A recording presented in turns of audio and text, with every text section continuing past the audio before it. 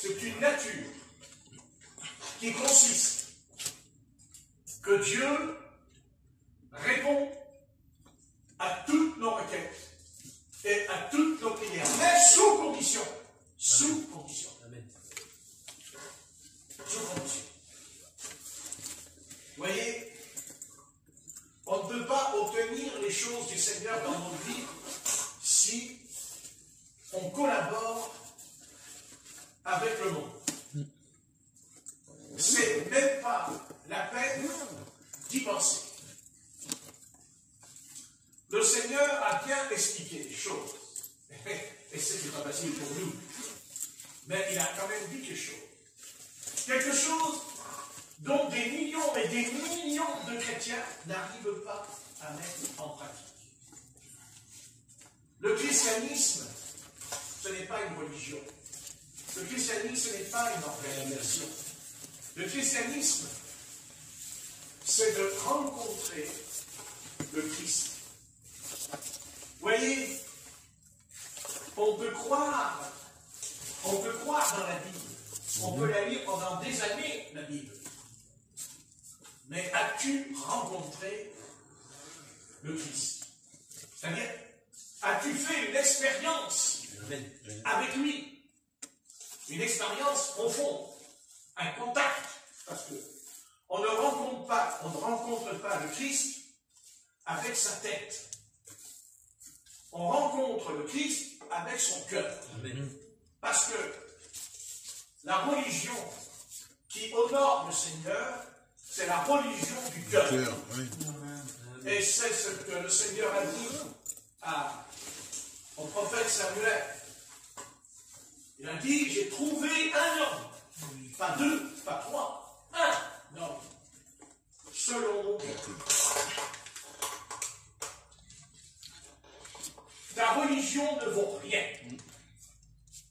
Tu peux faire toutes les prières que tu veux chez toi, tu peux jeûner si tu veux toute la journée, toute la nuit, tu peux jeûner toute l'année si tu veux. Ça ne sert à rien. Si ton cœur n'y est pas. Et ce que le Seigneur demande, ce n'est pas des sacrifices. Ce n'est pas des sacrifices. Le sacrifice que le Seigneur a accompli à notre place sur la croix, il n'a pas besoin qu'on se sacrifie. Il a besoin qu'on obéisse à sa volonté. Parce que personne dans le monde ne peut faire la volonté du Père Céleste. Il n'y a que Jésus-Christ, seul Jésus de Nazareth, le seul être qui a fait la volonté du Père Céleste. Parce que moi, j'ai jamais dit qu'il n'y avait pas de Père Céleste. Jamais j'ai enseigné qu'il n'y avait pas le Père Céleste dans la Bible, quand je parle. J'enseigne que le Père est dans le Fils, c'est que le Fils est dans le Père, et non pas à côté du Père. Pour moi, le Père et le Fils, c'est la même personne. Il n'y a pas deux ou trois personnes dans la divinité, il y en a qu'une. Il y en a qu'une. Quand on parle du Père, on parle de Jésus, et quand on parle de Jésus, on parle du Père.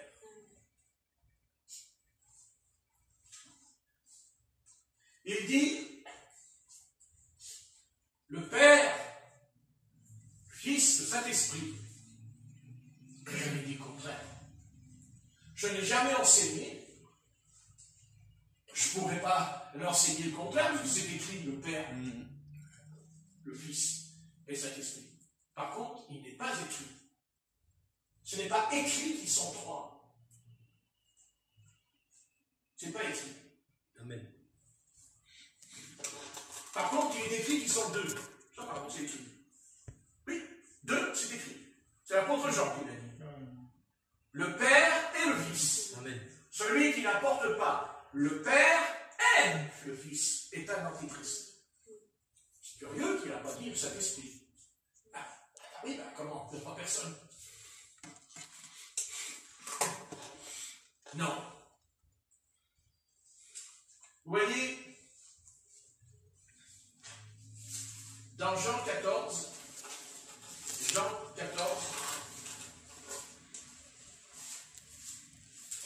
Vous savez, quand je parle de la divinité, c'est parce que c'est lié à l'enlèvement de l'épouse.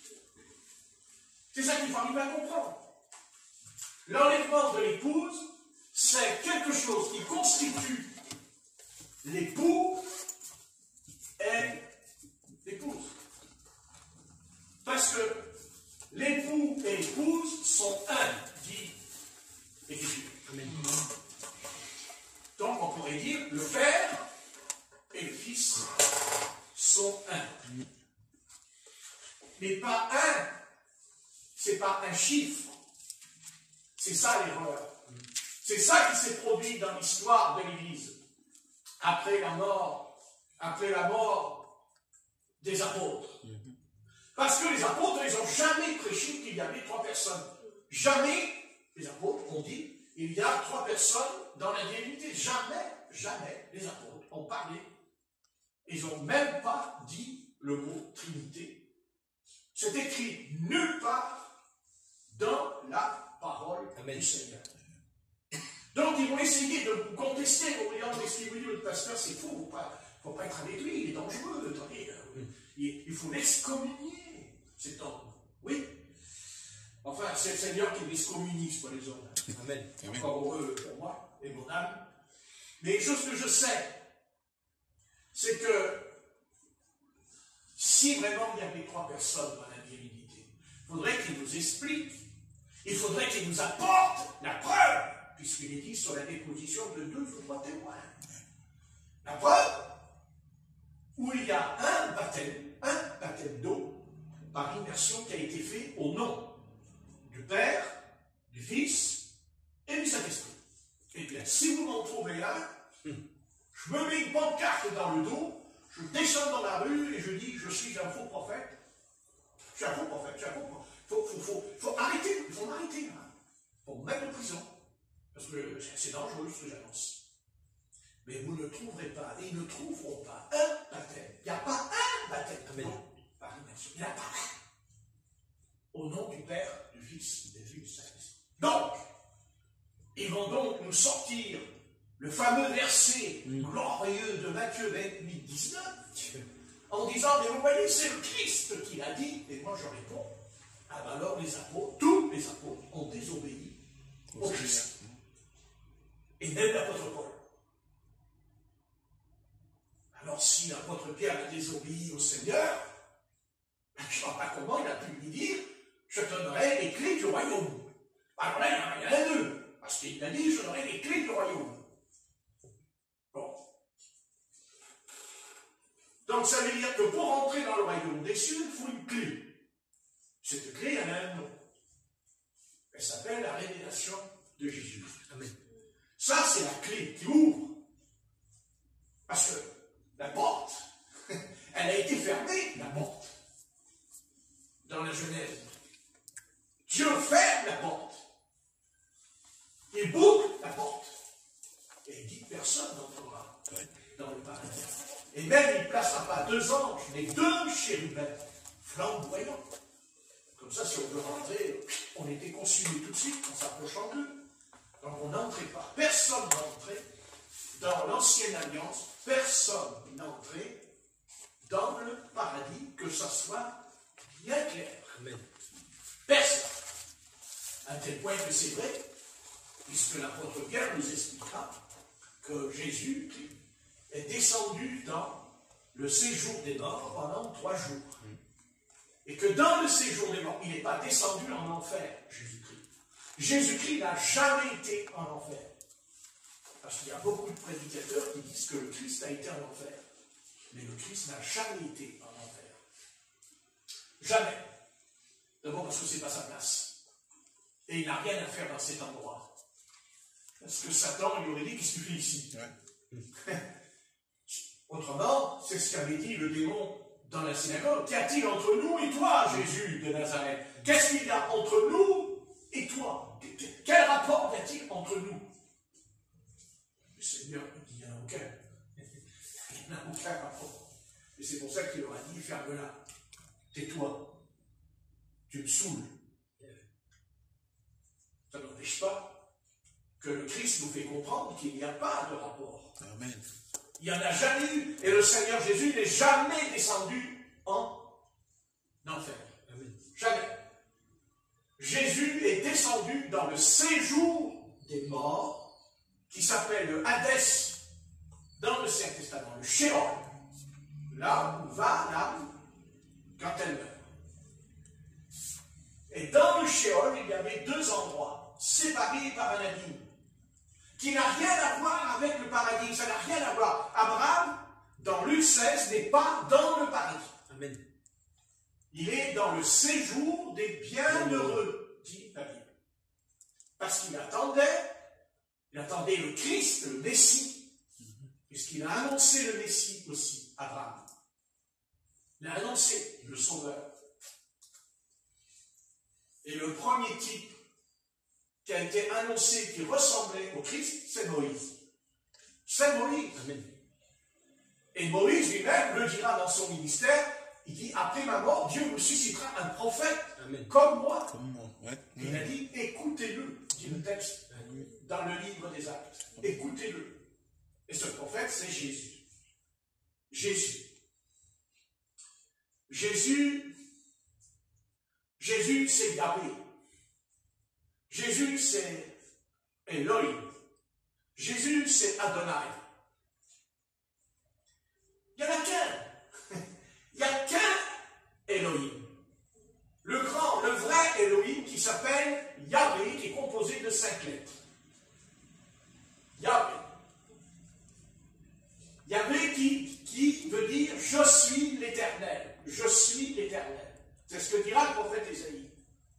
Je suis, il dit à Israël, je suis l'Éternel, ton Dieu. C'est-à-dire, je suis l'Éternel, ton Elohim. C'est-à-dire, je suis Elohim au-dessus de tous les Elohim. C'est-à-dire, les Elohim, c'était les dieux. Qu'on pouvait aussi traduire par les fils de Dieu, ou par les anges. C'est ce que Jacob a vu dans le champ à Bethel. Quand il s'est enfui, loin d'Ésaü, son frère qui voulait le tuer, il est dit qu'il est arrivé à Bethel et dans les champs, il a rencontré les anges. Et dans le mot hébreu, l'hébreu dit, il a rencontré les Elohim, c'est-à-dire les dieux. Donc il y a les Elohim, il y en a plein de dieux. Mais il n'y a qu'un seul Elohim qui est au-dessus de tous les Elohim. C'est celui qui a dit à Moïse, je suis celui qui suis. C'est-à-dire, c'est lui qui a créé les anges. C'est lui qui a créé les Elohim. Mais il y a un Elohim qui, un jour, dans sa tête, il a dit, je vais prendre la place de Yahvé. Et il est connu sous le nom de Lucifer, sous le nom de Satan. Et dit, je vais prendre la place, et nous allons vivre, nous entrons dans cette conjoncture que Satan veut revendiquer le trône du Christ. Et c'est pour ça qu'il viendra en prenant la forme du Christ, qui s'appelle le faux prophète. La bête et le faux prophète seront ensemble. La bête, c'est politique, c'est la bête, c'est l'empire romain, l'ancien empire romain qui est tombé, qui s'est relevé au travers des empereurs qu'on appelle aujourd'hui le pape. Car le pape, c'est un empereur qui d'ailleurs se déclare, et il va se faire cuire à l'œuf, qui dit, je suis le chef de l'Église, qui va se faire cuire à l'œuf, parce que c'est pas que je lui manque de respect en tant qu'homme, mais je n'accepterai jamais et je ne me soumettrai jamais à son autorité. Amen. La seule autorité que je reconnais dans l'Église, c'est Jésus-Christ. Alléluia. Parce qu'il est la révélation du Père qui est dans les cieux et qui a manifesté cette révélation parce qu'il a apporté le salut de notre âme. Amen. Il ne peut pas y avoir de père. Parce qu'aujourd'hui, il y aurait deux pères dans l'Église catholique quand même. Il y a le Père Céleste et le Pape qui est aussi le Saint-Père. Alors, Alors quand je prie, je dois passer par le Saint-Père. Amen. Mais le Saint-Père me dit, mais tu es dans le péché jusqu'au cou. Parce que tu es né dans le péché, comme moi. Et bien pas de chanter à mon oreille que tu es saint. Parce que tu ne l'es pas, rien que par ta naissance. Et en plus, sache que le Christ a dit que pour entrer, pour voir le royaume des cieux, il faut naître d'esprit et d'eau. Donc, la parole qui est l'épée de l'esprit balaie, le coup de balai, parce qu'entre nous, il ne faut jamais oublier quand même que l'apôtre Paul nous dit dans Thessaloniciens qu'à la fin des temps, quand viendra l'Antéchrist, il veut entrer dans le temple du Seigneur. Et il ne rentre pas seulement, il s'assoit et il se proclame Dieu. Il s'en fait pas. Mais ce que l'humanité ne sait pas, ce que l'humanité ne comprend pas, c'est qu'il est déjà dans le temple du Seigneur. Parce que le temple du Seigneur aujourd'hui, ce n'est pas le temple de Jérusalem, ce n'est pas le temple de Salomon. Le temple du Seigneur, c'est l'église de Jésus-Christ. Oui, oui, parce que la Bible dit que ton corps est le temple du Saint-Esprit. Et on ne va pas revenir en arrière. Le Seigneur ne va pas revenir en arrière. Le Seigneur ne va pas recommencer avec les sacrifices, les agneaux et tout cela. Parce que si le Seigneur rétablit les sacrifices dans l'Ancien Testament, ben alors à quoi sert le sacrifice de la croix? À quoi sert Jésus-Christ qui est mort sur la croix pour nos péchés, puisqu'il est le sacrifice de l'agneau qui ôte le péché du monde? Amen. Donc il faut que Dieu éclaire beaucoup de serviteurs qui prêchent que bon, il paraît bon. Mais si on reste selon la Bible, le temple, le vrai temple du Seigneur, qu'est-ce qu'il dit? Le ciel et la terre est mon temple. Il ne dit pas c'est le temple de Jérusalem. Non, non. Le temple qui va être établi sur la terre, c'est nous. C'est l'épouse qui descend du ciel, la nouvelle Jérusalem, qui descendra du ciel. Elle descendra au règne des 1000 ans. Elle descend au règne des 1000 ans parce que c'est ça le temple qui aura sur la terre. Amen. C'est l'épouse. Et déjà nous sommes ce temple. Oui. Puisque Dieu nous a confié la mission de prêcher le Christ. Mais pas prêcher le Christ des religions.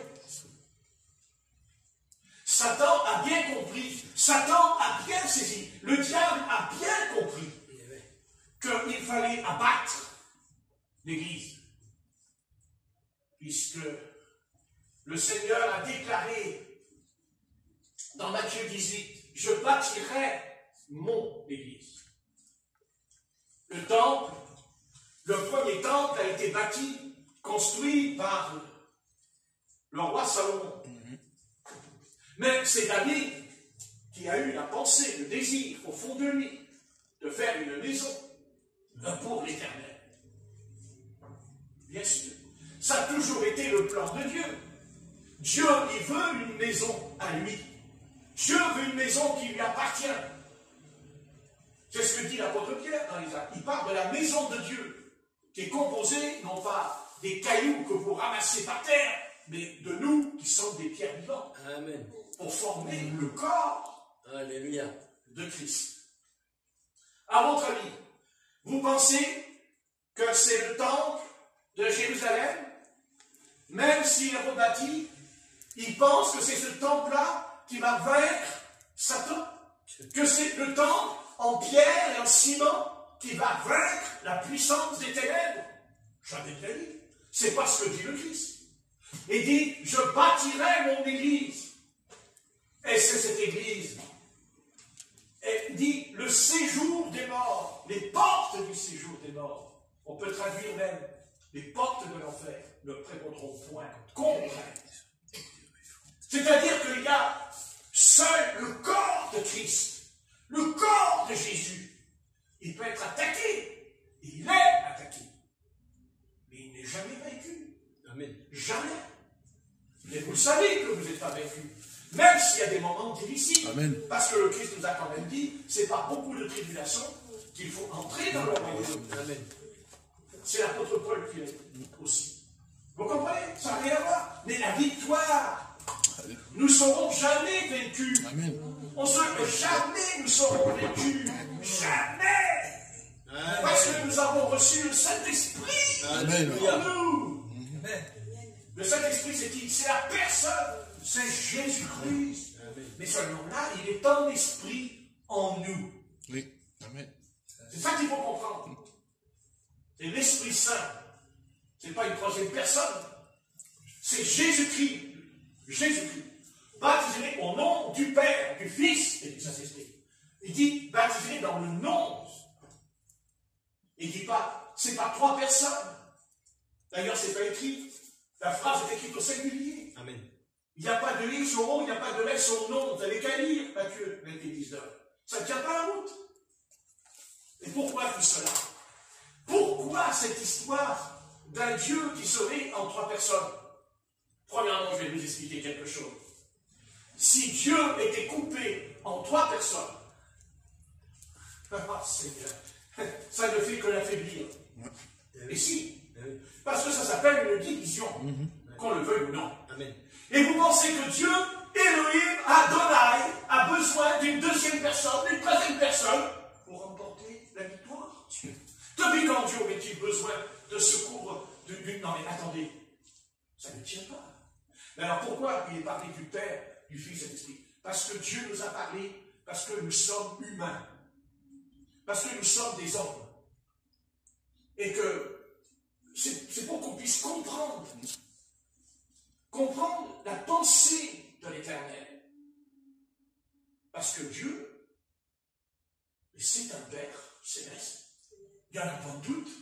D'abord, il est Père parce qu'il n'a pas qu'un fils. Aujourd'hui, il en a des centaines. Amen. Donc, vous en êtes un. Ce soir, alors, donc, vous êtes le Père. C'est clair. Mais comment vous avez pu rencontrer le Père au travers du Fils? Mais qui c'est le Fils? Mais c'est le Verbe qui est dans le Père. Amen. Le Verbe, c'est-à-dire la parole. Amen. C'est le Verbe. C'est ce que dit l'apôtre Jean. Au commencement était La parole. le Verbe. Et le Verbe est devenu chair. C'est-à-dire est devenu homme. Amen. Satan veut affaiblir la divinité. Il essaie d'affaiblir la divinité. Mais ça ne fonctionnera pas. Parce que dans l'Apocalypse, il est parlé d'une phalange. Il est parlé d'un groupe qui suivra, qui comprendra la révélation de Jésus-Christ. D'abord parce qu'il y a aussi la prédestination dans la Bible. Parce qu'il y a la prédestination. Et ceux qui disent qu'il n'y a pas de prédestination, et comment un pasteur peut dire qu'il n'y a pas la prédestination? Nous avons le mouvement de Pentecôte qui se dit être le plus près de l'Esprit. Quand il prie, il dit qu'il n'y a pas de prédestination.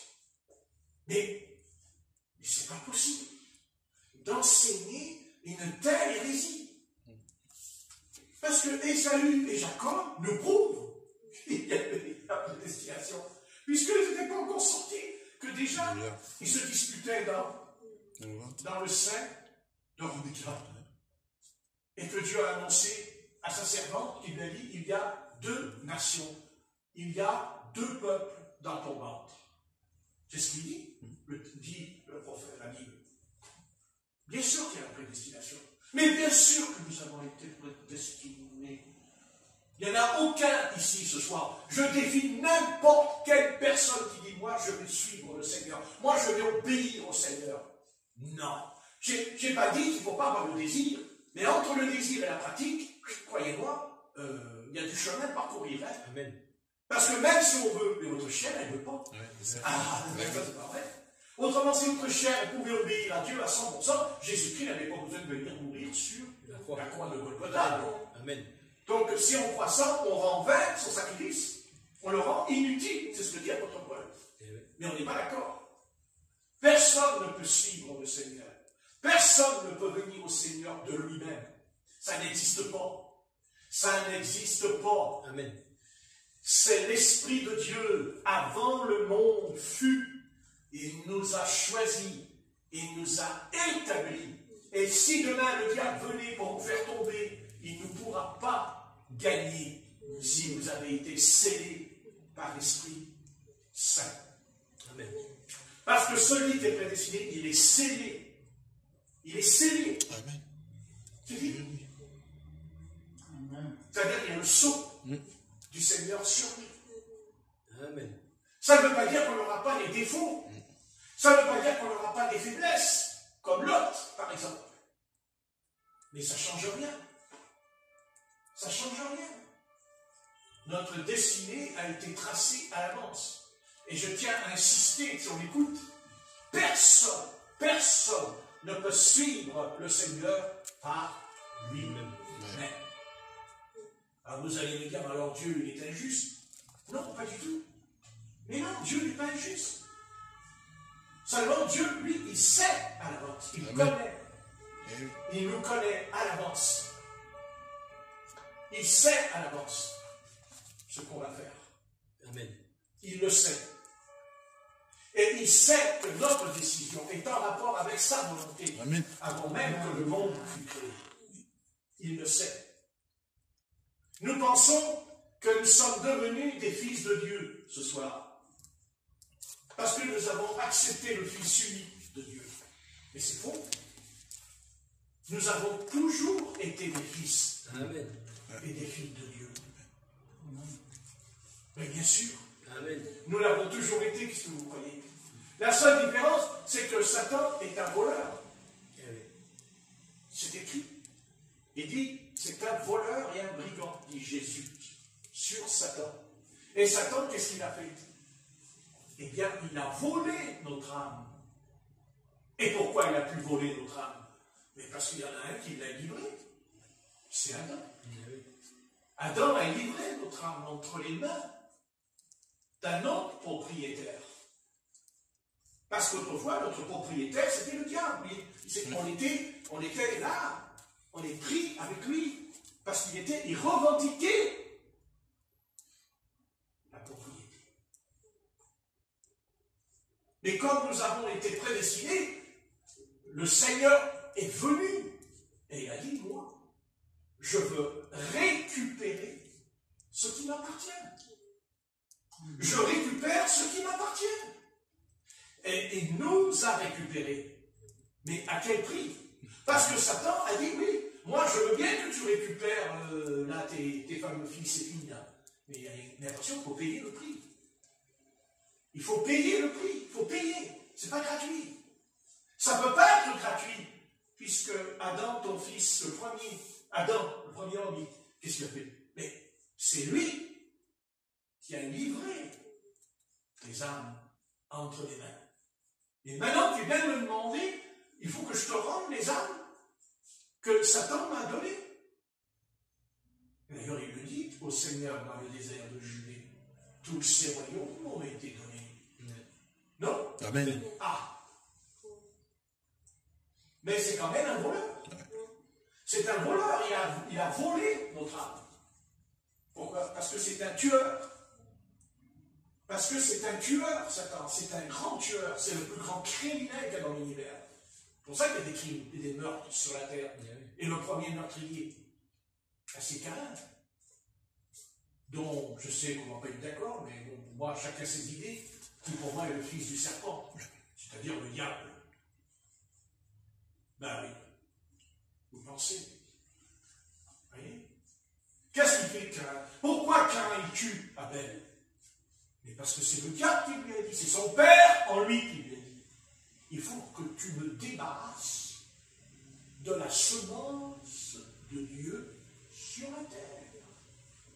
Moi, je ne veux pas de la semence d'Adam. Adam, qu'est-ce qu'il a fait? Il a mis sa semence aussi, il a déposé sa semence aussi dans le sein de Ève. D'ailleurs, qu'est-ce que dit le texte? Qu'est-ce qu'il dit? Il dit, si elle persévère, elle sera mère. Vous n'avez jamais lu ça? Oui. Ah, donc ça veut dire qu'elle n'était pas mère avant. Ça veut dire qu'elle n'était pas mère. Puisqu'il dit, elle sera mère. Amen. Après la chute. Et si elle persévère, dit l'apôtre Paul aussi. Ah, c'est intéressant ça. Donc, et pourquoi il dit, et Adam dira, Ishka. c'est-à-dire la mère des vivants. Il l'appellera la mère des vivants. Mais la mère des vivants, mais des vivants qui vont mourir. Des vivants qui vont mourir. Et nous aussi, on va mourir. Parce qu'on sort de la mère des vivants. C'est-à-dire du péché. Adam, il n'y a pas de doute, il a déposé sa semence en elle. D'ailleurs, c'est ça le fruit défendu qu'elle lui a donné à manger. Qu'il le veuille ou non, ça ne change rien. Ils font ce qu'ils veulent. Chacun, moi, j'en prends toute la responsabilité quand j'arriverai devant le Créateur. Mais moi, de toute façon, je sais au fond de moi. Je sais. De toute façon, il dit que tout ce qui n'est pas le fruit d'une conviction est un péché. C'est un péché. Hein, c'est ce que dit Amen. Amen. la Bible. Oui. Donc, c'est certain. C'est certain. Que le voulions ou non, bien aimé, l'histoire de l'humanité se terminera, elle se terminera avec l'histoire des deux semences, des deux postérités. Il n'y a pas de doute. Il n'y a pas de doute. D'ailleurs, c'est ce que l'Éternel dit à Abraham. Ta semence, ta postérité,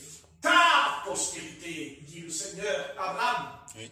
quand il créera Israël, à tel point qu'il même changera le nom de Jacob, parce que Jacob s'appelle Israël, Israël s'appelle Jacob. Mais c'est une question de semence. C'est certain. Dieu a veillé à ce que sa semence parvienne jusqu'à la naissance de Christ. De Christ. Parce que le Seigneur avait dit à elle, ta semence écrasera la semence du serpent. Écrasera, pas seulement physique, mais spirituel. Amen. Car ce soir, nous ne sommes pas la semence physique, nous sommes la semence spirituelle, Amen. Amen. incorruptible. Mais nous sommes encore corruptibles parce que ce corps que nous avons n'a pas encore été changé. Par contre, le Seigneur a changé notre âme, il a changé notre esprit, nous sommes nés de nouveau. Mais le corps porte encore en lui les flétrissures du péché. C'est pour ça que même si on ne va pas dans le péché, on peut tomber malade, on peut souffrir. Oui. Parce que c'est le corps qui est corrompu à cause de la naissance d'Adam, l'ancien Adam, car Paul est dit le nouvel Adam, qui dit pas qu'il est une âme vivante, un esprit vivant. Vous comprenez? C'est certain, il n'y a pas de doute.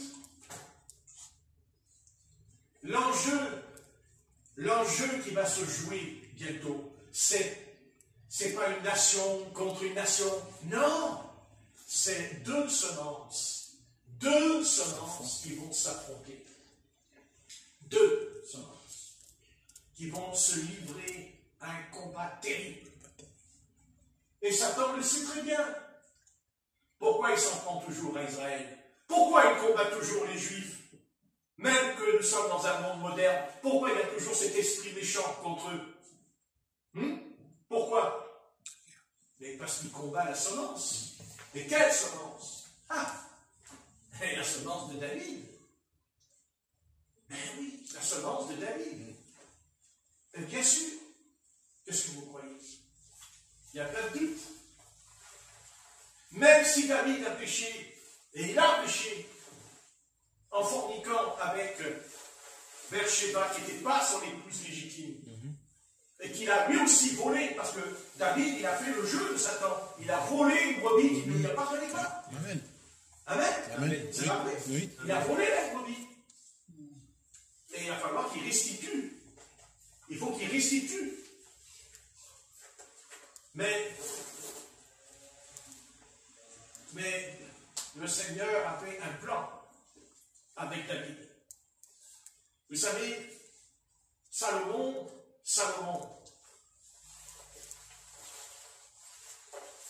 aurait dû venir. Il n'y a pas de doute, Salomon aurait dû venir.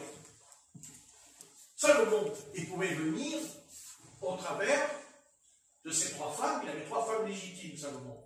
Il avait aussi des concubines, mais il avait des femmes. Il avait eu trois qu'il aimait. Mais C'était son fils, qu'importe la femme, c'est sa semence qui aurait été dans les femmes. Ça aurait toujours donné Salomon. La seule différence, c'est qu'il transgresse le commandement, qu'il ne commettra point d'adultère. Et le mot adultère dans la Bible, quand David avait 300, je ne sais pas combien de concubines, Dieu n'a pas dit qu'il est dans le péché. Pourtant, c'était avec des femmes. Non, non. Là où il a péché, c'est qu'il commet l'adultère, parce que le commandement dit, l'adultère, c'est que tu convoites la femme de ton prochain. Amen. Vous voyez ce que je veux dire? Oui. La femme de ton prochain. La femme de ton prochain. C'est-à-dire que l'adultère, c'est quand un enfant d'Israël convoitait la femme qui était mariée avec un homme. C'est ça l'adultère. Après, il y a la fornication. C'est pour ça qu'il y avait la fornication. Quand un juif couchait avec une jeune fille, il forniquait. Il ne connaissait pas l'adultère, elle n'était pas mariée. Mais il allait voir le père, il donnait une dot, il payait, et il la prenait pour femme. Mais ce n'était pas le mot adultère. Il y a aujourd'hui une confusion dans cette affaire. Non, il y a une grande confusion aujourd'hui avec l'adultère. L'adultère, c'est quand on couche avec une femme mariée. Amen. Ou le contraire. Un homme. Oui, Un homme. ouais. Voilà. Ça, c'est l'adultère. Et donc, il y a adultère dans David. David commet un adultère, un interdit en Israël. Ah oui. Bien sûr. Mais, vous voyez, il y a une chose qui est certaine.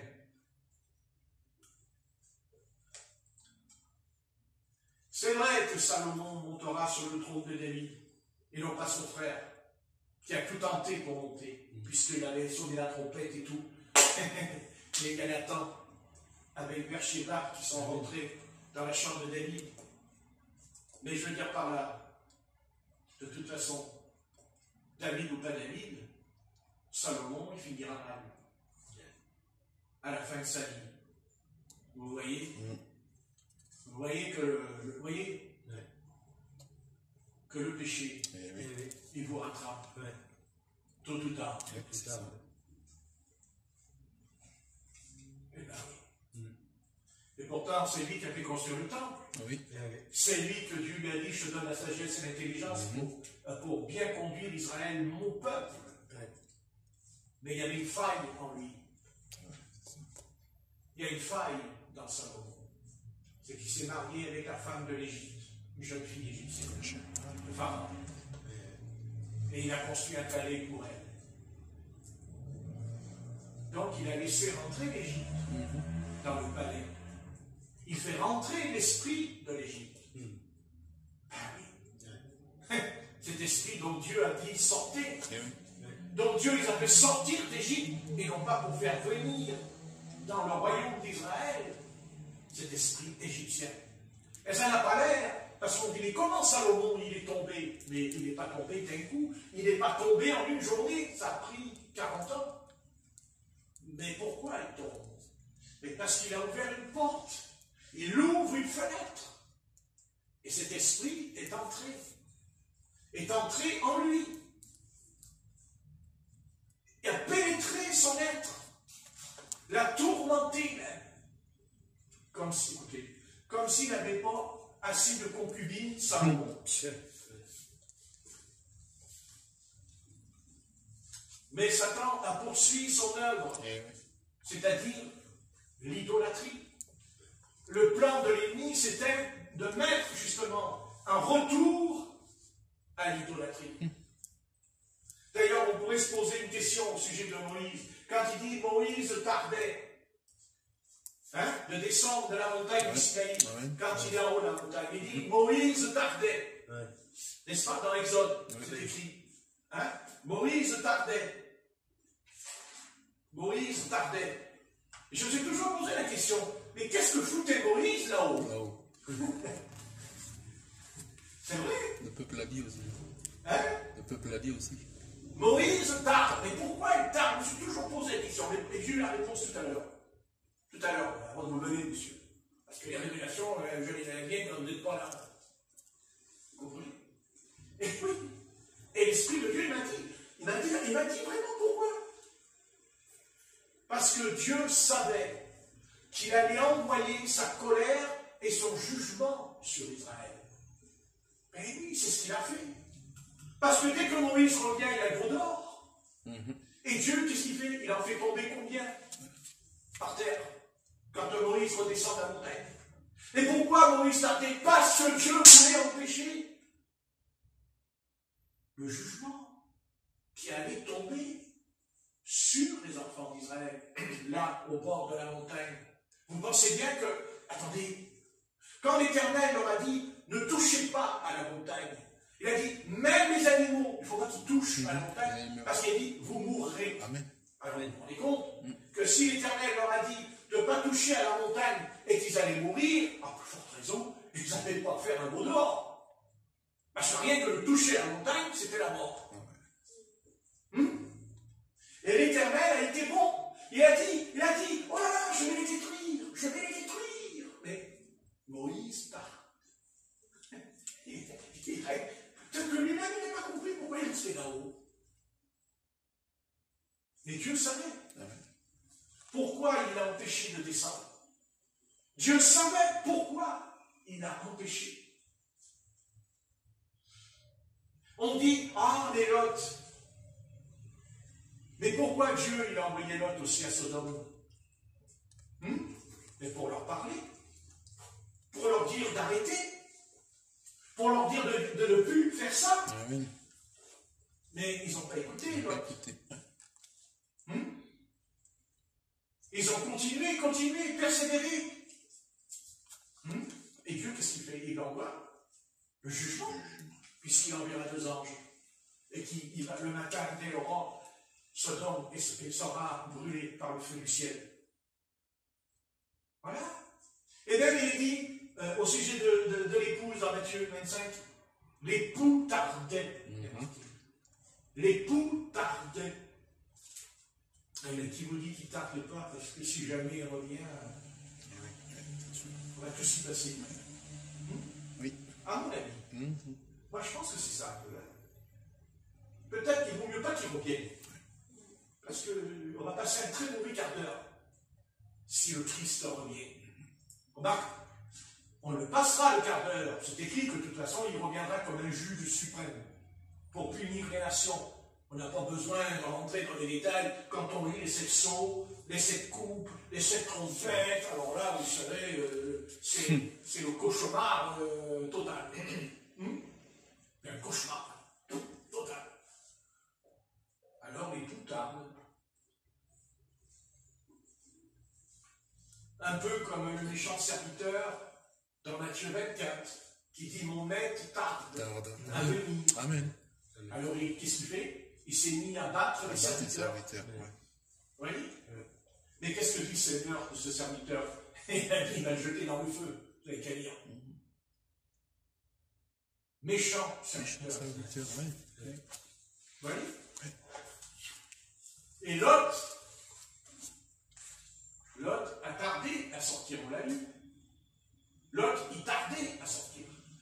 Et pourtant, Dieu l'a tout fait pour le faire sortir, puisqu'il le prit par la main, les anges l'ont pris par la main, avec sa femme et ses 2 filles, puisque les autres, ils n'ont pas voulu, les gens et tout, ils n'ont pas voulu sortir. Eh oui, l'époux tardait. C'est exactement ce que nous vivons ce soir. L'époux tarde. Mais on se dit, ah, mais Seigneur, pourquoi tu tardes? Écoutez, vous feriez bien de réfléchir. Parce que quand je vais revenir, ça va faire mal. Ça va faire très mal. Ce soir, le Seigneur ne fera pas le mal contre les hommes. Puisqu'il a dit, annoncez la bonne nouvelle. Annoncez la bonne nouvelle. Amen. Mais pourquoi on doit annoncer la bonne nouvelle? Pour éviter que justement, ce jugement qui va venir, si on pouvait l'éviter. Dieu, quand il garde Moïse là-haut, j'ai compris pourquoi il le garde. Parce qu'il savait ce qu'il allait faire à Israël. Après, quand Moïse est descendu, il a jeté même les tables de la loi par terre. Parce que Moïse, quand il jette les tables de la loi, c'est pas lui qui les a écrites. C'est pas Moïse qui a écrit les tables de la loi. L'écriture, c'est Dieu qui a écrit en langue hébraïque, en hébreu. Amen. Il a écrit les 10 commandements. C'est pas Moïse. Ce n'est pas Moïse. Moïse n'a jamais écrit les 10 commandements. C'est pas sa main. Ce n'est pas sa main. Ce n'est pas son imagination. C'est pas ses pensées qui ont fait ça. C'est l'Éternel. C'est Elohim qui a écrit la loi. Il a gravé avec le feu dans les tables. Des pierres. Il a taillé le feu. Alors quand on réfléchit et qu'on se dit que dans l'Ancien Testament, c'est l'Éternel qui a écrit de sa main, on ferait mieux de lire la Bible avec beaucoup de respect et de faire très attention quand on la lit. Parce que là, Dieu n'a pas seulement écrit la loi, mais ce soir, ce livre, tout entier, c'est lui qui en est l'auteur. Certes, il s'est servi des narrateurs. Par exemple, qu'est-ce qu'a écrit la Genèse, le Pentecôte? Qu'est-ce qu'a écrit le 5 livres? C'est Moïse. Mais qui lui a donné, qui lui a expliqué ce qui s'est passé? Oui. Pourquoi? Il était dans le jardin, Moïse? Non. D'Éden? Non. Non, c'est Dieu qui l'a. Amen. C'est Dieu qui l'a expliqué ce qui s'est passé. Il a donné des visions. Il a vu ce qui s'est passé dans le jardin. Et il a écrit. Mais maintenant, les 10 commandements, ça, c'est pas Moïse qui les a écrits avec sa main. C'est l'écriture de Dieu qui a écrit. Amen. Vous comprenez? Et ce n'est pas que pour Israël que Dieu a donné les 10 commandements, c'est pour l'humanité tout entière. Amen. Pour qu'elle ne soit pas ignorante, pour qu'elle ne vive pas dans le péché jusqu'au cou. Parce que Dieu a voulu mettre un frein. Il a voulu freiner les ardeurs, les appétits, c'est-à-dire les plaisirs de la chair. Il les a freinés par la loi.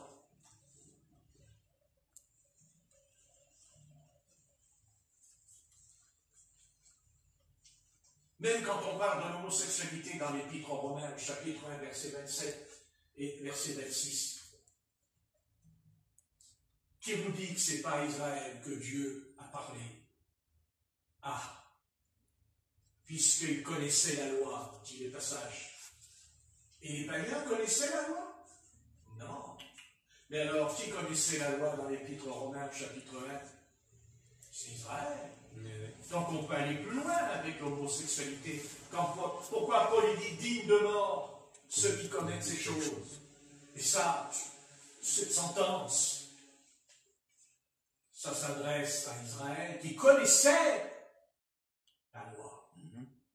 Qui connaissait la loi de la sainteté de Dieu, mais pas les païens. Alors on peut aller loin, on peut fouiller un petit peu là. Oui, on peut fouiller un petit peu Romains. Chapitre 1, versets 27 et 26, au sujet de l'homosexualité. Vous le dire, c'est pour les païens. Ah oui, mais alors, les païens, ils étaient quand même dans l'ignorance, hein, d'après moi, mais pas les juifs. Pas le juif. Pas le juif. Donc, si vous avez du temps, lisez aussi Romains chapitre 2, quand il dit le vrai juif. Le vrai juif, il dit, l'apôtre Paul. Alors, on va s'arrêter parce que c'est pas mal ce soir. Mais, voilà, ne faisons pas comme Lot. Ne tardons pas à obéir. Ne tardons pas. Voilà. Parce qu'on risque de faire comme Lot. Certes, tu es sorti de Sodome et de Gomorrhe, mais dans un pitre état. Dans un pitre état. Jusqu'à que ces 2 filles couchent avec lui. Vous voyez? Si Lot avait obéi tout de suite quand le Seigneur lui a dit, ça ne serait pas arrivé. Mais c'est parce qu'il a tardé qu'il est arrivé. Amen. Et vous savez pourquoi il a tardé? Parce qu'il y avait dans sa vie un obstacle. Ouais. Sa famille, ses jambes qui ne voulaient pas sortir. Et que c'est lui qui a été vers eux, qui leur a dit, il faut sortir. Ils n'ont pas voulu. Et à un moment donné, qu'est-ce qu'il fait? Il s'assoit et il ne sort pas. Et ce sont les anges qui sont venus. Les deux anges, ils disent qu'ils ont pris par la main. Amen. Ils ne voulaient pas sortir. Voyez? Parce qu'il y avait la famille. Les sentiments. Ça peut aller loin, les sentiments. Tout à fait. Parce que Lot n'a jamais été capable de faire le bon choix. Non. Il était partagé. Toujours.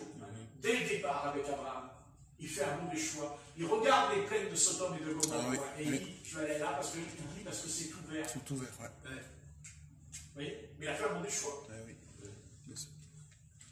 Il a fait un mauvais choix.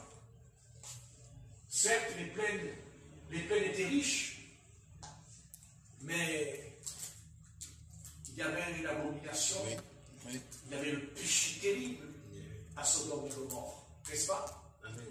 Et il a choisi ce chemin, un peu comme les familles, vous connaissez, vous êtes tous concernés dans vos familles, et à un moment donné, parce qu'à un moment donné, on fera comme Lot, soit on obéira tout de suite, ou soit on dira non, je ne peux pas, parce que moi j'aime ma fille, j'aime mon garçon, j'aime mon mari, j'aime ma femme, et moi je ne peux pas. Il n'y a pas que ça. Peut-être que j'aime aussi un objet, quelque chose que je ne peux pas abandonner, qui a un prix à payer. Vous voyez? Il a tardé. Genèse 19, verset 16, il dit « Lot tardait ». Vous avez qu'à bien le lire attentivement, ce texte. Il n'aurait pas dû. Et nous, qu'est-ce qu'on attend ce soir pour être rempli du Saint-Esprit? Qu'est-ce qu'on entend? Qu'est-ce qu'on attend pour demander à Dieu d'être baptisé dans le Saint-Esprit? Vous me dites « Mais je le demande ». Ah ouais, tu le demandes, mais et si tu le demandes, tu devrais le recevoir. Ah oui, je suis désolé. Parce que dans la Bible, tous ceux qui l'ont demandé ont reçu dans les actes. Et dans... Ah oui, on ne peut pas faire le contraire. C'est qu'il y a un problème quelque part. Il y a certainement quelque chose qui ne va pas, il y a tout qui ne va pas. Enfin, en tout cas, moi je suis biblique, je reste dans la Bible. Après, chacun ses idées. Moi, mon idée, c'est ce qui est dans la Bible. Moi, c'est tout ce qui m'intéresse. Moi, c'est ce que dit la Bible. Bon, la Bible, elle enseigne, elle dit, le salaire du péché, c'est la mort. Et elle dit aussi, le don gratuit, c'est la vie éternelle. C'est la vie éternelle, bien sûr. Mais d'accord, mais la vie éternelle, je la reçois comment? Mais c'est le Saint-Esprit qui descend dans mon être.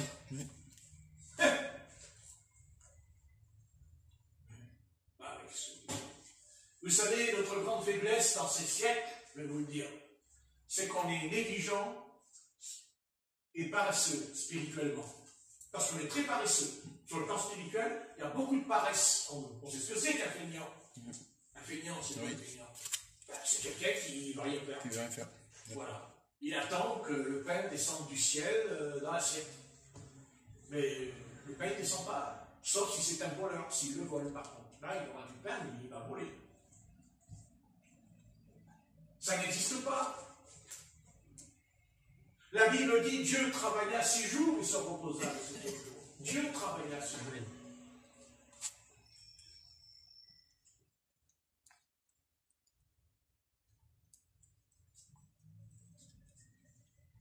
C'est à nous qui appartient. On a.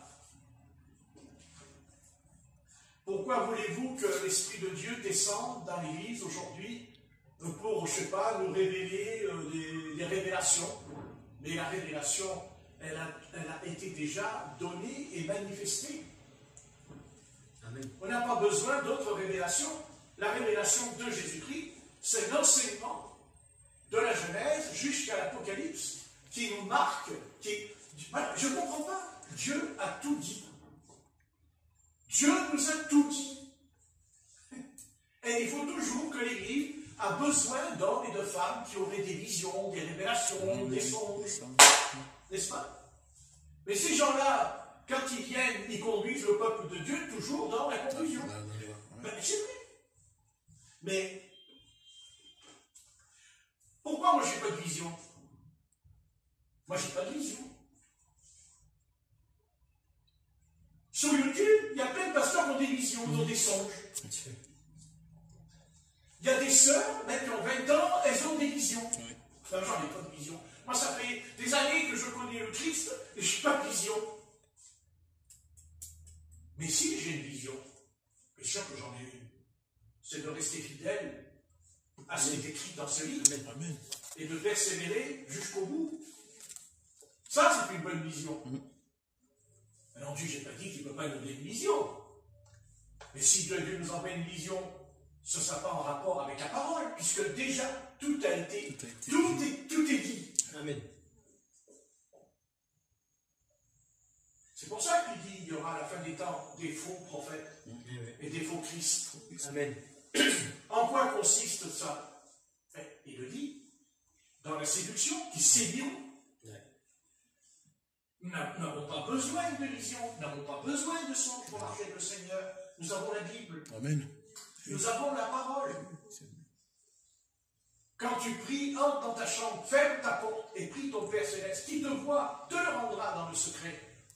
Ne parle pas de vision. Ils sont tous capables d'avoir des visions, mais ils ne sont pas capables de rester, même pas ils restent un quart d'heure en prière. Parce qu'ils ne prient pas. Ces gens-là ne prient pas. Non. Parce que s'ils avaient une vie de prière, ils n'auraient pas des visions qui jettent le peuple de Dieu. Parce que si tu pries, tu n'as pas besoin de vision puisque tu pries. Amen.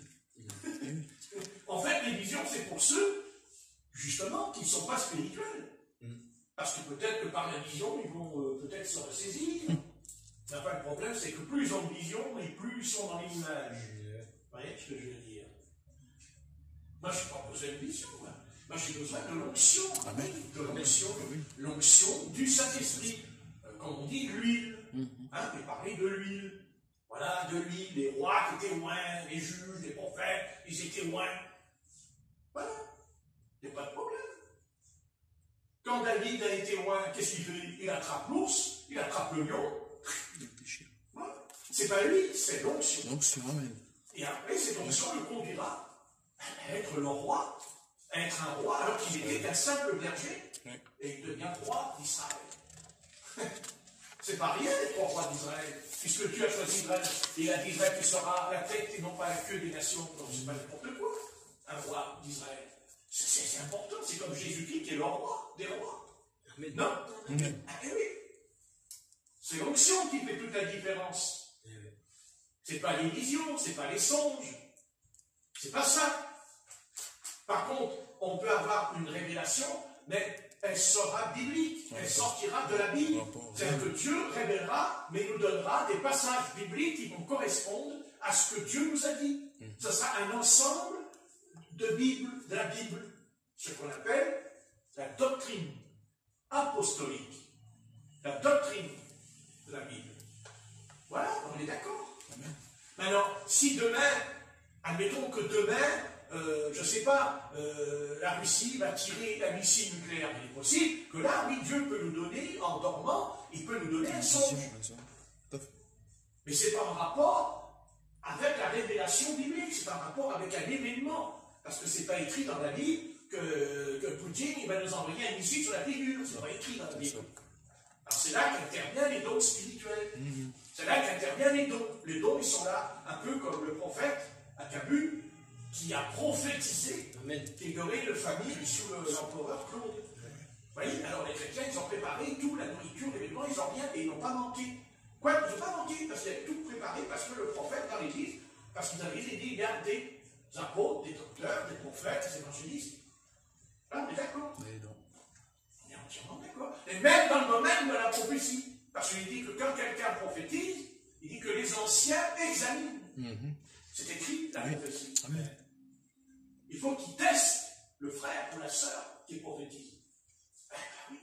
Parce que les démons, eux aussi, ils peuvent prophétiser. Les démons, ils peuvent prophétiser au travers même d'un croyant. On dit, c'est pas possible. Ah si, bien sûr. Autrement, l'apôtre Paul n'aurait pas dit que 2 ou 3 jugent 2 ou 3 jugent la prophétie. C'est écrit. Il y avait 3 juges. Donc quand un frère prophétisait ou une soeur dans l'église, ne vous inquiétez pas, Dieu avait donné à des frères le don de discernement des esprits, pas le discernement psychologique. Parce qu'aujourd'hui, on discerne, c'est psychologique. Mais non, c'est pas la psychologie, le discernement des esprits. C'est les esprits, c'est les esprits. Les esprits, c'est pas la psychologie. Les esprits, c'est les démons. Ce sont des personnages qui s'appellent des esprits impurs, immondes, qui ont leur propre personnalité. Et qui ont même un nom différent chacun. Puisque Jésus dira à l'homme de Gadara, quel est ton nom? Il dit, mon nom est Légion. Comment est-ce que je veux dire? Voilà. Mon nom est Légion. Ça ne veut pas dire que, faire attention là aussi, ça ne veut pas dire que l'homme était possédé d'une légion. D'abord, c'était impossible. Vous imaginez, vous, une légion, par rapport, quand on disait une légion romaine, c'était composé de combien? 6000. Il ne peut pas avoir 6000 démons dans son corps. Ça ne tient pas debout. Mais c'était le nom. Non, amen. C'était le nom. Ça veut dire que le nom de ce démon s'appelait Légion dans le sens que c'était pas un démon, c'était un prince. Un prince, un chef. C'est classe. De tous ces milliers de démons. C'est-à-dire que ce démon qui était en lui était un prince. Non, mais... Vous comprenez? Il commandait, c'est un chef. Voilà, c'est un chef. C'est pour ça qu'il me dit, quel est ton nom? Remarquez, vous voyez que le Seigneur ne savait pas comment il s'appelait peut-être. Si. C'est curieux, tiens. Alors c'était la seule fois où Jésus ne savait pas comment s'appelait cet esprit? Mais non, il le savait. Mais pourquoi il a fait ça? Mais parce qu'il voulait que ce démon s'identifie. Il voulait que ce démon soit dévoilé et que les apôtres comprennent bien qu'il y a une hiérarchie dans le royaume de Satan. Que c'est très important. Qu'on peut affronter un démon, mais chaque démon est différent. Chaque démon a sa propre autorité et aussi sa méchanceté. Parce que n'oubliez jamais que les démons les plus redoutables, c'est les esprits méchants. Et d'ailleurs, c'est ce qu'il est dit au sujet de Lot. Vous lirez, au sujet de Lot. De Lot, il dit, ils étaient méchants. Et j'ai dit, ils étaient méchants dans la pierre. Vous pourrez le lire tout à l'heure, si vous voulez, quand vous rentrerez dans votre chaumière avec un feu de bois. N'est-ce pas? Feu de cheminée. Enfin, la cheminée, elle est en vous, hein? Et le bois, c'est la prière, hein? Amen. On va allumer la cheminée, hein? Et pas pour faire de la fumée. Et du feu. Amen. Le feu. Amen. Le feu. Enfin, bon, la cheminée, on la connaît, hein? On la connaît, la cheminée. Toi, ça s'appelle la cheminée. Tu la connais, toi, la cheminée, chez toi. Marquez, vous savez, j'ai une cheminée. On a tous une cheminée. La télévision. C'est drôle que ça fait rire. C'est pas une cheminée, la télévision? Mais oui, c'est notre cheminée. Ah, c'est pas la cheminée physique, c'est la cheminée de l'esprit. Un bon coup de cheminée, là. Hop, la variété. Le feu qui brûle. Seulement, le feu qui brûle, c'est la chair. Ouais. C'est charnel. Eh oui, c'est ça. Vous savez, sincèrement, si l'Esprit du Seigneur descendait ce soir, même partout, tout ce qui concerne le peuple de Dieu, vous savez, Dieu nous dirait, écoutez, arrêtez un petit peu, parce que vous voyez, votre problème, il est en face de vous. Votre problème, il n'est pas chez les autres, il est dans votre maison. Dedans. Dans ta propre maison, il y a un problème. Ah bon? Ouais. Mais bien sûr, allez, s'il vous plaît. Je ne sais pas comment le Christ va changer les choses. Marqué, il le fera. Mais peut-être, oh là là, peut-être avec des grands coups de bâton qui va venir, même sur le peuple de Dieu, au travers du monde. Parce que Dieu, vous savez, quand il voit que l'Église commence à aller trop loin, qu'est-ce qu'il fait, Dieu? Mais vous le direz, il envoie la persécution. Et vous savez, les chrétiens qui ne seront pas enlevés, comme ils n'ont pas voulu obéir et se sanctifier, quand il y avait la liberté de croire et de faire les cultes, comme on veut, à un moment donné, l'Antéchrist, il va les dresser, moi, les croyants, et ils vont revenir au Seigneur. Mais avons-nous besoin de la grande tribulation pour revenir au Seigneur Jésus? Est-ce qu'on a besoin de la grande tribulation? Allez, c'est bon. Arrêtons. Essayons de voir, essayons de comprendre et de voir le problème où il se trouve aujourd'hui, dans ce siècle, dans cet âge. De comprendre pourquoi, quelle est la raison, quel est le but de la chose. N'est-ce pas? Ouais. Le problème, il est sous nos yeux. Mais il est évident, il faut arrêter de se leurrer pendant mais arrêtons de nous leurrer pendant des années avec cette histoire-là de réveil dans le peuple de Dieu. Le réveil, il est simple comme tout, le réveil.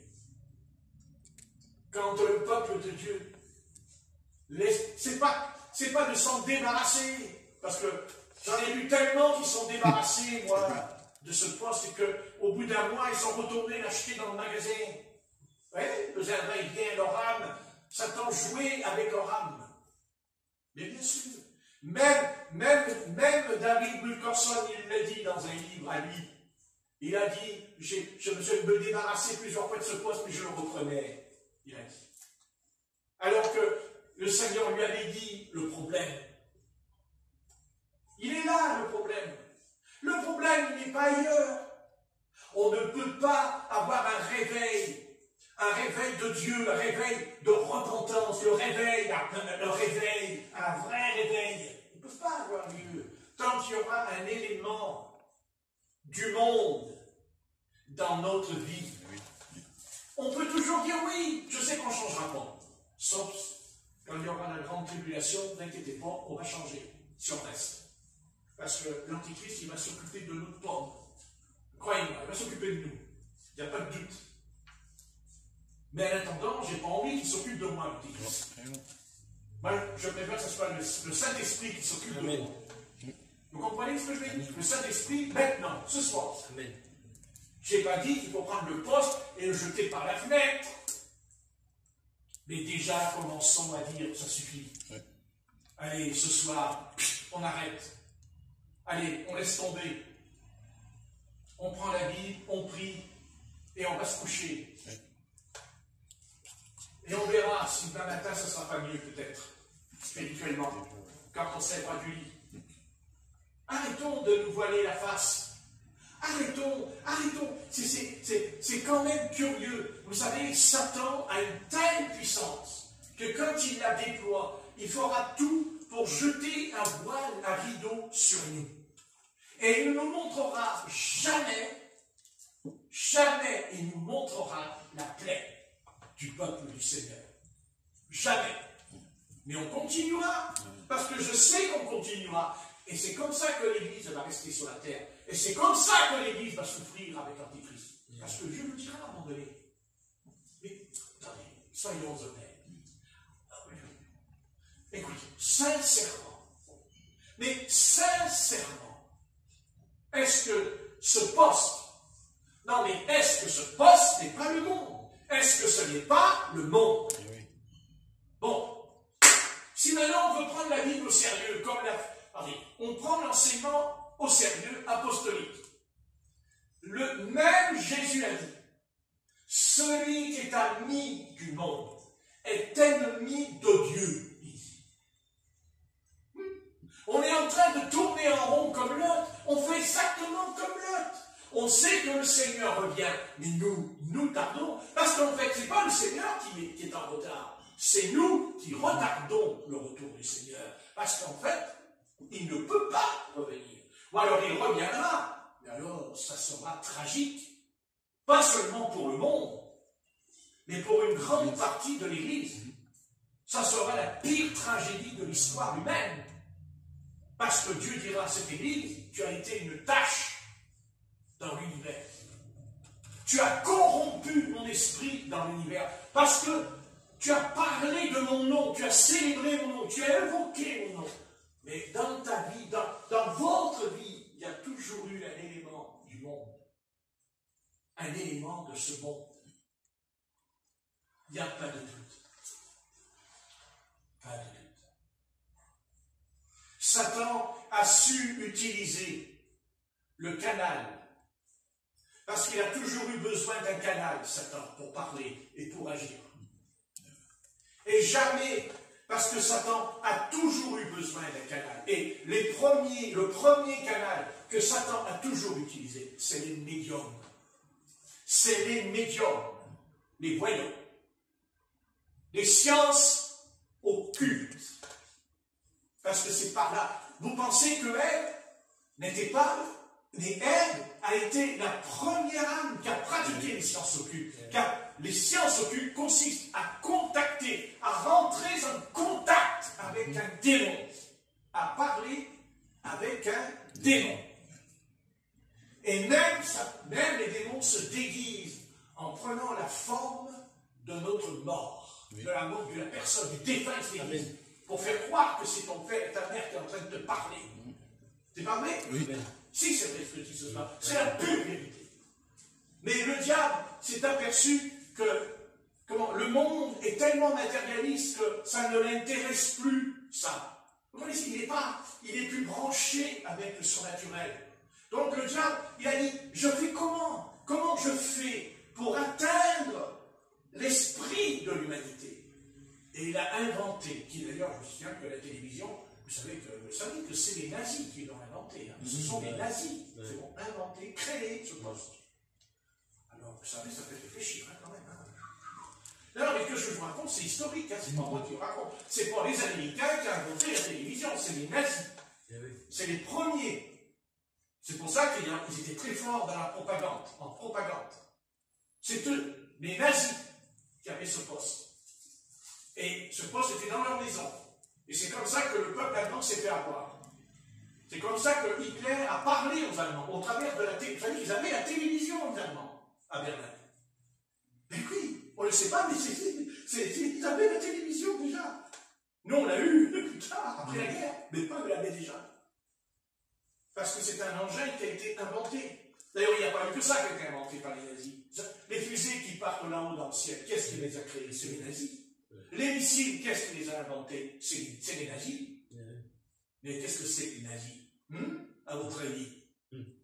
À votre avis, c'est quoi le nazis? C'est pas le royaume des cieux, hein? Je pense pas. Hein? Parce que si Dieu n'était pas intervenu au travers d'une nation qui s'appelle les Américains, aujourd'hui, on parlerait nazis. Hein? Non, mais il ne faut pas l'oublier. Hein, il était installé, l'autre, ici, hein, dans le pays. À Marseille, il était là. Hein? Mais bon, Dieu n'a pas voulu, parce qu'il fallait qu'on vienne, il fallait qu'on se convertisse. Alors Dieu a dit non, c'est pas possible. Je vais le zigouiller, pour celui-là. Il l'a zigouillé. Il lui a fait sa fête. Mais le prochain, ce ne sera pas la même quantité, celui qui va venir. Pas la même chose. Parce que celui qui va venir, c'est pas la même chose. Hitler, c'était un sopo de Satan. Et celui qui va venir, c'est Satan en personne. Car c'est écrit que Satan descendra sur la terre animée d'une grande colère. On appelle le dragon. Le dragon, oui. Le dragon qui crache du feu. Celui-là, il va être costaud. Il va être balèze, le type, hein. Mais Dieu nous fait une promesse. Il nous enlèvera avant qu'on le voie, puisqu'il dit qu'on le retient. C'est-à-dire, c'est pas nous qui le retenons, c'est le Saint-Esprit qui le retient. C'est toi. C'est le Saint-Esprit qui le retient. Au travers de nous, bien entendu. C'est la puissance qui retient, il ne peut pas Satan faire ce qu'il veut. Mais une fois qu'on va décoller et qu'on va s'en aller, il a quartier libre, le gars. Hein. Libre. Déjà, libre, hein, quand on voit ce qui se passe, excusez-moi, c'est pas content hein, tous les jours. Quand on regarde les infos, disons, on a intérêt à prendre quand même des cachets qui nous fortifient le cerveau, hein, quand on regarde. Hein? C'est pas gay. Hein? Non, c'est pas gay. Non. Mais cette poste renferme, il nous souille. Si. Oui, Oui, oui, allez. Tant qu'on ne voudra pas dire oui, c'est que déjà nous ne sommes pas droits à l'intérieur de nous. Mais non. Mais si c'est vrai. Je n'ai pas dit qu'on est capable. Je ne parle pas d'une capacité. Mais si des gens arrivent à le reconnaître, mais peut-être que Dieu va nous donner d'être dégoûtés. Parce que n'oublions pas que elle a dit l'arbre, la vue et le goût. Parce que Satan, il a bien compris que de toute façon, la nourriture qu'il veut nous enfiler, ce n'est pas dans notre corps qu'il veut enfiler la nourriture. C'est dans notre esprit, c'est dans notre âme. Il veut qu'on mange. Qu'on mange quoi? Ben, l'esprit de ce siècle dans lequel nous vivons. Vous savez, Satan a pris son temps. Il a établi une affaire extrêmement grave et il ne l'a pas établi seulement pour écraser l'humanité, mais pour atteindre son but, c'est-à-dire nous. C'est-à-dire l'interdit comme à Caen. Ce sont là. Et on dit, mais non, c'est pas un interdit. Ah, mais c'est sûr, si nous on dit ce n'est pas un interdit, bien sûr, il n'y a pas de problème. Dieu, vous savez, il ne nous forcera pas. Il ne dira pas, interdit. Par contre, il ne fera pas changer d'avis que le jugement viendra quand même sur l'interdit. Non, mais ça, tu ne peux pas m'en empêcher. Tu ne pourras pas m'en empêcher que ça viendra. Parce que montre-moi dans la parole depuis quand je n'ai pas puni, je n'ai pas châtié, sanctionné. Ah oui. quelque chose qui ne ressemble pas à son image et à sa ressemblance. Non, soyons clairs. Bien sûr, vous vous rendez compte de ce que je suis en train de dire. Vous pensez, il y aura 1000 fois plus d'églises contre moi ce soir. Quand je prêche. Il y aura un petit groupe qui dit, bien sûr, il y a toujours eu un reste. C'est écrit, un reste d'Israël. Bien sûr, il y a toujours un reste. Et voir à Dieu que tu as toujours un reste. Amen. Qu'il a toujours une phalange. Une phalange qui chérit, qui l'aime, qui lui appartient. Mais c'est évident. Mais, vous savez, on est ce qu'on est. Mais on saura ce que nous voulons bien être. C'est-à-dire que nous sommes par rapport à ce que nous avons appris, ce que nous avons étudié dans la Bible. Amen. Je parle allemand. Pas vous? Oui. Yes. Amen. Yes. Yes. Yes. Non, mais les Anglais sont sortis de l'Europe, attention. Donc, oui, c'est vrai, c'est l'humour un peu, mais c'est vrai. Écoutez. Je n'ai pas dit qu'on ne peut pas regarder. Mais sincèrement, quelle perte de temps devant ce poste. Je dis, perte de temps. Et c'est ça que Dieu va nous reprocher quand on rentrera dans l'éternité. Il nous le reprochera, mais c'est certain. Et il nous dira, mais qu'est-ce que tu as perdu ton temps? Mais qu'est-ce que tu as perdu ton temps? Parce que le temps ne vous appartient pas. Amen. Il ne vous appartient pas. D'abord, vous ne savez même pas à quelle heure vous allez mourir. Vous ne savez pas à quelle heure vous allez quitter la terre. N'est-ce pas? Alors, est-ce que tu dois racheter le temps perdu? Racheter le temps perdu?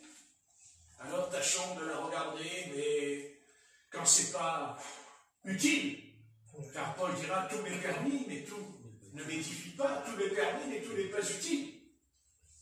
Et quand on entend, il faut arrêter de laisser. Quand on allume, il y a un esprit dans la maison. Il y a un esprit, qu'on le veuille ou non. Et cet esprit s'appelle le monde. Le monde. On peut tourner en rond tant qu'on veut chercher une excuse. On peut tout tourner, mais non, c'est non. Mais ça ne change rien. La Bible, elle restera. Parce que la Bible, elle est claire. Parce que Dieu l'a dit. Celui qui est ami du monde est ennemi de Dieu. C'est réglé, c'est bon, c'est réglé. On nous a fait des signatures pendant des heures. N'est-ce pas? Amen. Et ça, c'est réglé par le sang. Parce que la signature, c'est le sang.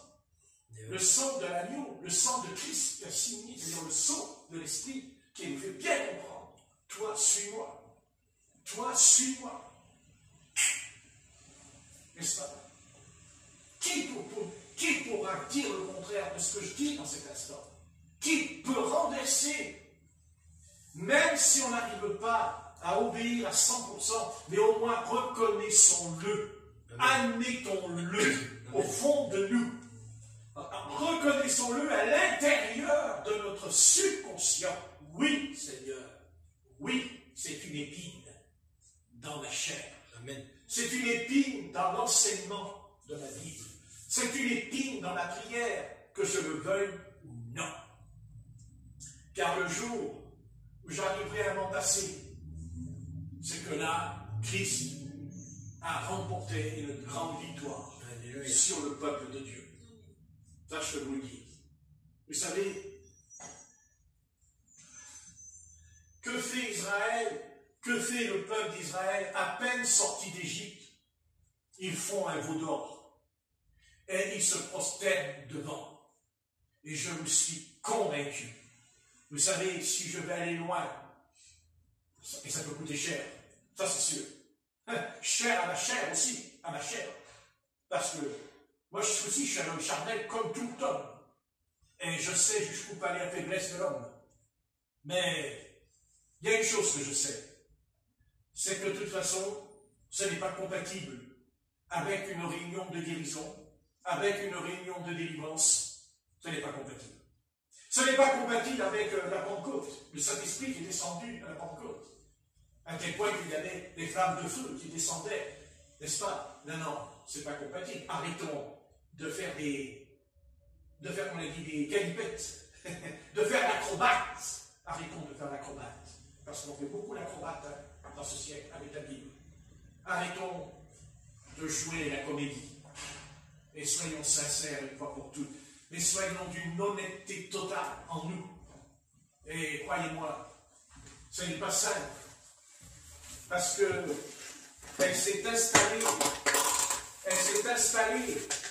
mais elle ne s'est pas installée d'elle-même, la télévision. Nous l'avons invitée, nous lui avons ouvert la porte, et nous lui avons dit, démon, vas-y, mets-toi dans la chambre, mets-toi dans la salle à manger, même mets-toi dans la cuisine.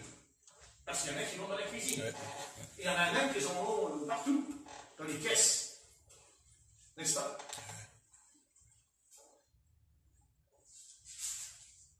Même Jimmy Swaggart qui est passé à la télévision, on a dit, ça y est, c'est formidable. Regardez, le grand réveil. Ouais, tu parles d'un grand réveil. Mais quand il tombe, il y a des millions et des millions d'âmes qui ont abandonné le message du Christ à la télévision. Peut-être qu'il aurait mieux fait de ne pas passer à la télévision. Peut-être qu'il vaut mieux rester caché et ne pas trop montrer son nez. Parce que vous savez, il y a un texte, on n'en parle plus beaucoup aujourd'hui, mais Jésus a quand même dit, ne vends pas tes perles pour son. Avec de peur qu'il te déchire. D'accord? Amen. Ben oui. Il ne faut pas trop montrer quand même. Il faut savoir garder une distance, rester humble. Vous savez, Jésus-Christ ne sera jamais une star. Amen. Bien sûr. Jésus-Christ ne sera jamais une vedette. Et un évangéliste ou un prophète, qu'importe, ne sera jamais un leader. Parce que, vous savez, je vais vous dire, le Christ il a dit, si le grain de blé qui est mis en terre ne meurt. Alors, ne me faites pas croire que ces évangélistes aujourd'hui sont morts, parce que ça, c'est pas vrai. Parce que c'était tellement mort que même leurs habits seraient changés quand ils s'habillent. Parce que la Bible dit que Jésus n'avait ni beauté ni éclat pour attirer nos regards. Et moi, je vous dis qu'un véritable disciple, vous savez, un vrai disciple, il n'attire pas trop les regards. Parce que la première chose que Dieu fait de un disciple, c'est qu'il va crucifier son moi. Il va s'en prendre à son caractère et il va le briser. Et certainement pas pour le mettre devant la scène, mais au contraire. Tout le contraire. Amen. Vous savez, quand Élie est perturbé, le Seigneur l'envoie en aide dans une caverne. Voilà. Vous savez, tous ceux qui servent le Seigneur, je vais vous dire quelque chose. Un vrai serviteur du Seigneur porte en lui une marque. Ça se voit sur lui, bien aimé. Il sera toujours seul. Ça est le signe, c'est le vrai signe. Il sera seul. Même s'il a une épouse, même s'il a des enfants, même s'il a une assemblée, c'est pas vrai. Un vrai homme de Dieu sera seul.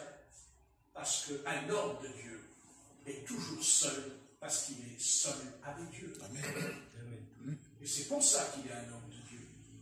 Un véritable homme de Dieu n'aura jamais beaucoup de monde autour de lui. C'est pas vrai. Parce qu'il sera toujours plongé dans la solitude. Un homme de Dieu, c'est un mec qui sera seul. Ça ne veut pas dire qu'il n'y a pas du monde, mais il sera seul en le voyant. Il y a quelque chose là. Mais ça, c'est normal. C'est la marque. C'est la marque. Vous savez, même si Moïse était un grand prophète, qu'est-ce qu'il était seul? Oh, ben si Moïse n'était pas seul. Ah oui, il était seul, Moïse, dans sa vie. Même s'il avait Séphora, ça ne fait rien. C'était un homme très solitaire. Vous savez, Jérémie, Ésaïe, vous savez, il a ramené pas trop. Hein. D'ailleurs, écoutez, entre nous, vous croyez que quand vous êtes loin de l'Esprit de Dieu, vous croyez qu'on va vous aimer, les hommes? Vous croyez que les hommes, ils vont vous aimer? Non. Ah bon? Depuis quand les hommes, ils aiment l'Esprit de Dieu? Il faudrait qu'on m'explique quoi. Parce que s'ils aimaient l'Esprit de Dieu, il y a longtemps qu'ils se seraient convertis, les hommes. Mais il y a une inimitié. C'est ce que dit l'apôtre, l'inimitié entre la chair et l'esprit. Et voilà, il y a quelque chose. Vous voyez? Alors, essayons de faire un petit effort. Pas, je n'ai pas dit du jour au lendemain, mais c'est pas vrai, parce que du jour au lendemain, on reprendra. Peut-être, on peut prier et dire, écoute Seigneur, tu vois, voilà, il faut que tu m'enlèves cette envie. Voilà, c'est ça surtout. Tu m'enlèves cette envie. Amen. Et petit à petit, Dieu le fera. Amen. En tout cas, c'est mon expérience.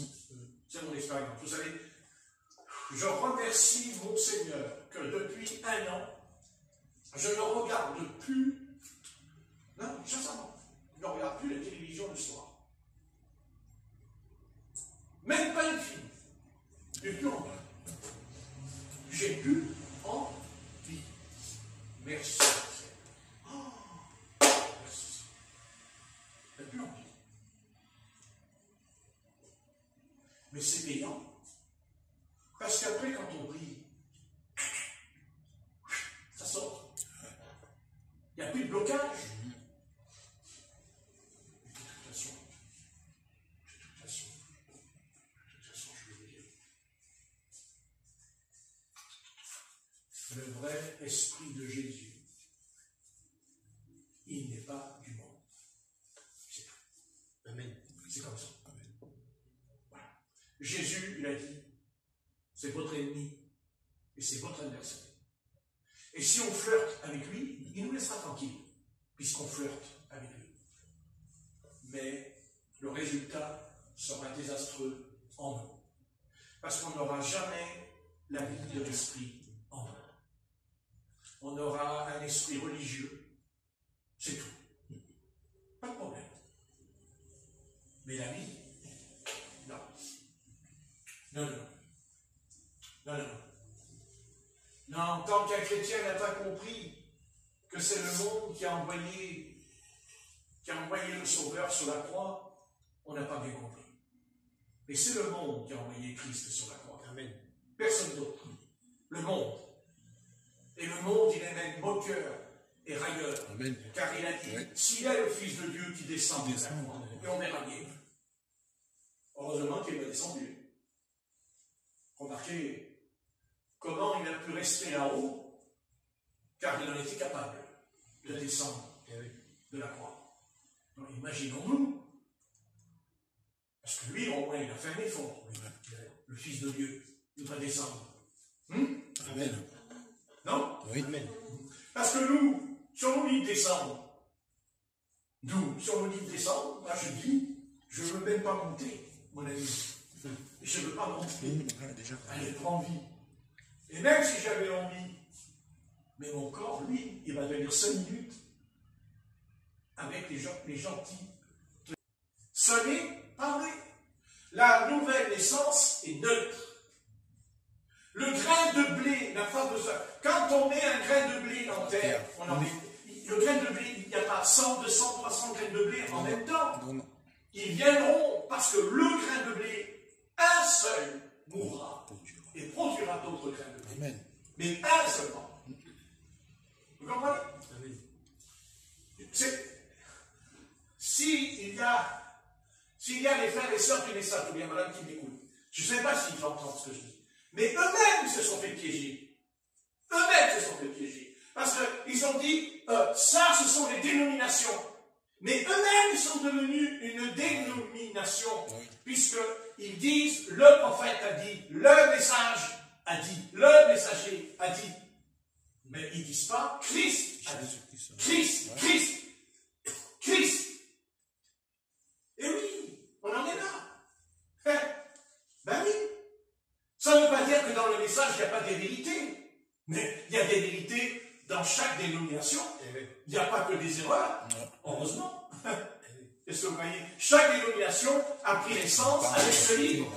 Parce que sans ce livre, de toute façon, même les sectes prennent vie avec la Bible, comme les témoins de Jéhovah, ils ont aussi la Bible. Mais c'est une secte. Vous voyez ce que je veux dire? Voilà. Mais là, on sait que c'est plus une secte.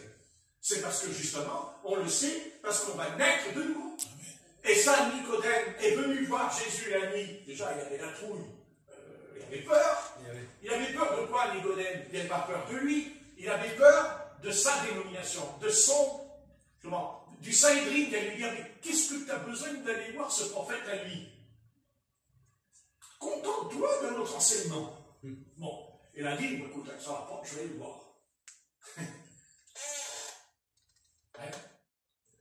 Et quand il rencontre Jésus, alors là, il ne s'y attendait pas. Hein. Ah ben non, il ne s'y attendait pas. Il croyait, d'abord il lui dit, Nicodème, ah, tu es un grand docteur en Israël. Hein? Jésus lui répond, tu es docteur en Israël? Il dit, tu sais pas ces choses. Il a pris l'orgueil, il a envoyé l'orgueil par terre de Nicodème. Nicodème, vous savez, c'est orgueil. Le pasteur est tel, le serviteur, c'est oh là là là là là. Dieu béni. Je remercie Dieu qui m'a empêché d'être là-dedans. Amen. Je suis très bien ici. Amen. Avec ma Bible. Je n'ai pas envie d'aller dans ce chemin. Je n'ai pas envie. Et je me suis converti à 17 ans et je n'ai jamais été dans ce chemin. Et je n'en veux pas. Car j'ai toujours su que c'était une organisation. Ouais, c'est tout. Il n'y a pas d'organisation dans l'Église primitive.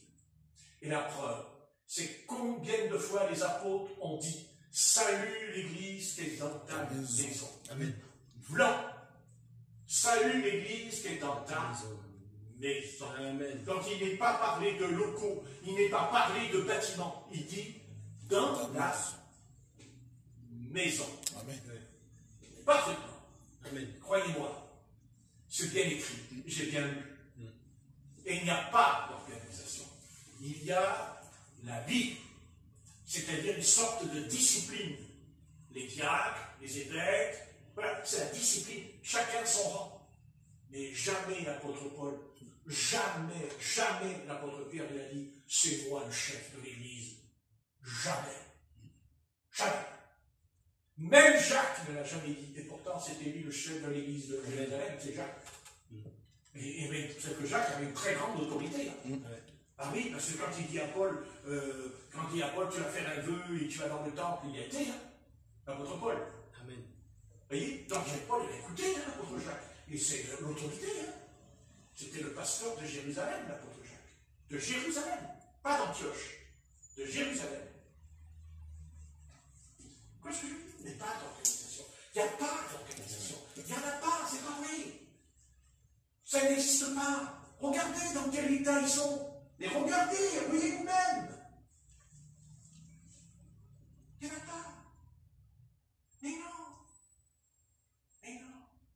As-tu renoncé?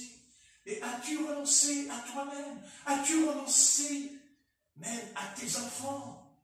As-tu renoncé à ta propre fille? Est-ce que tu as renoncé? Mais vraiment, réfléchis bien au fond de ton âme. Ben oui, ça fait mal. Mais c'est comme ça que ça fonctionnera. Et croyez-moi, moi j'ai renoncé. Ben oui, ça me coûte cher. Ça m'a coûté cher. Et ça fait rien. Je continuerai à renoncer. Et je ne suivrai que le Seigneur. Amen. Alléluia. Quel que soit le prix, quel que soit le prix qu'il y a dans, quel que soit ce que je ramasse, Alléluia. je suivrai le Seigneur. Et jamais je ne suivrai ni un homme et ni une femme. Amen. Certainement pas. Moi, je suis le Christ. Point la ligne. Alors ça ne veut pas dire, attention, je n'ai pas dit, attention. Il dit, aimez vos femmes, comme Christ. Amen. Amen. Non, il ne faut pas non plus cacher les versets qui ne nous arrangent pas. Hein? Il faut tout dire. Il faut être honnête Amen. devant le Seigneur. Hein? Mais maintenant, vous savez, il n'y a pas de raconter des histoires. Il n'y a pas de raconter des histoires. Si une femme ne veut pas se soumettre à son mari, eh oui, vous voyez, il ne faut jamais sous-estimer Satan. Je n'ai pas dit qu'il n'est pas vaincu, il est vaincu. Mais lui, il ne s'avoue pas vaincu. Et c'est ça qu'il faut bien comprendre. Il est vaincu pour Christ, mais lui, non. Et il ira jusqu'au bout. Et s'il a un terrain favorable pour amener le monde à être dégoûté du Seigneur, à être déçu du Seigneur, c'est par l'Église qu'il le fera. C'est par là qu'il agira. Et il l'a toujours fait, parce que la première Église qui a été atteinte de ce malaise, c'est Israël, dès le départ, en sortant d'Égypte. Le mélange. Voilà. Le monde, c'est-à-dire l'Égypte. Eh oui, l'Égypte. Et même l'Éternel leur a dit, le Seigneur leur a toujours dit, quand vous rentrerez dans le pays de la promesse, gardez-vous des peuples qui vous entourent.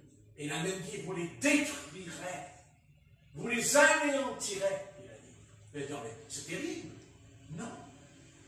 Non, Dieu a une raison. Dieu a raison de dire ça. Ah bon? Oui. La preuve, puisqu'ils ont collaboré avec eux, et que s'ils avaient obéi, ils n'en seraient pas arrivés là. Donc Dieu, quand il dit, il faut en mettre un terme, oui, c'est cruel, là, c'est un génocide, Dieu, il tue les gens. Non, Dieu, il ne tue pas les gens. Non, il tue les gens qui aiment le péché. Il tue les gens qui collaborent avec l'ennemi. Mais pas... Dieu n'a pas tué Rahab, la prostituée. C'était une prostituée, mais pourquoi il ne la fait pas mourir? Mais parce que dans son cœur, elle croyait en l'Éternel. Et elle a même montré, en cachant les 12 espions du Seigneur, car si elle n'avait pas caché, tout le plan de Dieu aurait été remis en question si elle n'avait pas caché. Eh oui. Donc Dieu n'est pas cruel, c'est pas vrai. Non. Si Dieu a dit, il faut mettre un terme, c'est parce que Dieu sait ce qu'il dit. Amen. Et Dieu ne se trompe jamais. Amen. Mais non, c'est pas vrai. C'est pas vrai. La preuve que s'ils avaient obéi, premièrement, le peuple d'Israël serait à la tête des nations ce soir. Amen. Et ensuite, le monde ne serait pas dans l'état où il est, puisque c'est Israël avec l'Éternel, au sein d'Israël, qui commanderait les nations. Et il y aurait à boire, il y aurait à manger, il y aurait de tout. Puisque la prospérité se serait étendue sur les nations au travers d'Israël. Amen. C'est tout simple. Seulement, à condition qu'on ne collabore pas avec l'adversaire. Il y a toujours eu l'adversaire, mais bon sang, on n'est pas capable de comprendre. Enfin, dès le jardin d'Éden, qu'est-ce qu'il y a dans le jardin d'Éden? Il y a quoi? Il n'y a que des fruits, il n'y a que des arbres, il n'y a que Adam, il n'y a que Ève. Bon, il n'y avait pas d'enfants. Pas encore. Mais en tout cas, il y avait le serpent. Et qu'est-ce qu'il foutait là?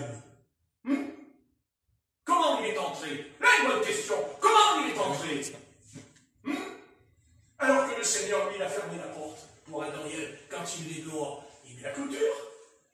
Pourquoi il n'a pas mis la clôture pour le serpent quand il entre? Pourquoi? D'ailleurs, bien pourquoi? Ben, tout simplement parce que Dieu a voulu tester l'homme. Dieu a testé. Dieu a testé. C'était trop facile. C'était trop simple.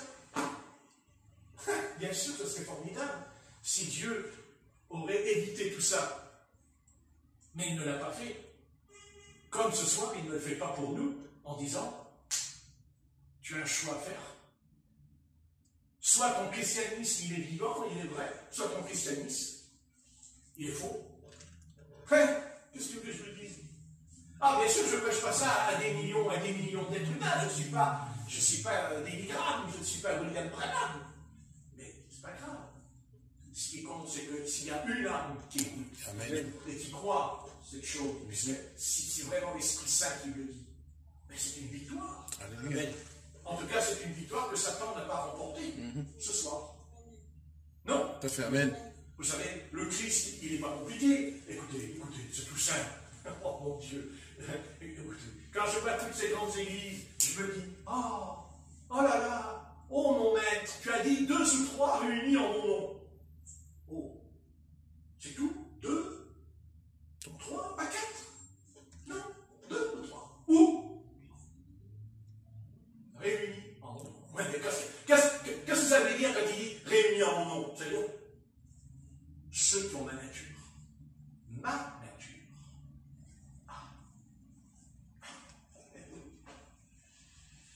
Oui, ceux qui ont la nature de Christ en Dieu. Oui. N'est-ce pas? Oui. Parce que Dieu n'est pas amour, Dieu n'est pas bon, Dieu n'est pas saint, parce qu'il veut être saint. Non, c'est sa nature qui est bonne, c'est sa nature qui est saine. C'est sa nature. Comme nous ce soir, il n'est pas question de dire je pratique la bonté. Parce que ça, c'est des œuvres mortes. Non. Je suis bon par la nature de Christ qui est en moi, parce que j'ai été transformé, j'ai été changé. Amen. Changé.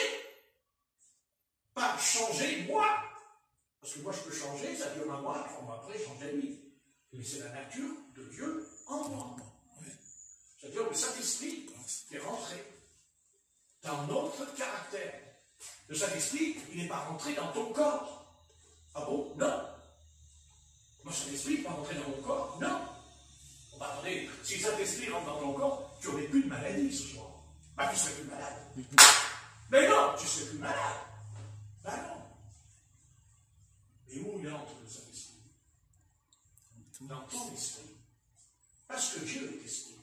Et que ceux qui adorent Dieu en esprit et en vérité. Il dit dans la Samaritaine. La source, ce n'est pas le corps. Ce corps-là, il est condamné, il va aller à la tombe. Il est corruptible, il vieillit, il meurt, il est malade. Non, c'est parce que ce corps va être transmuté.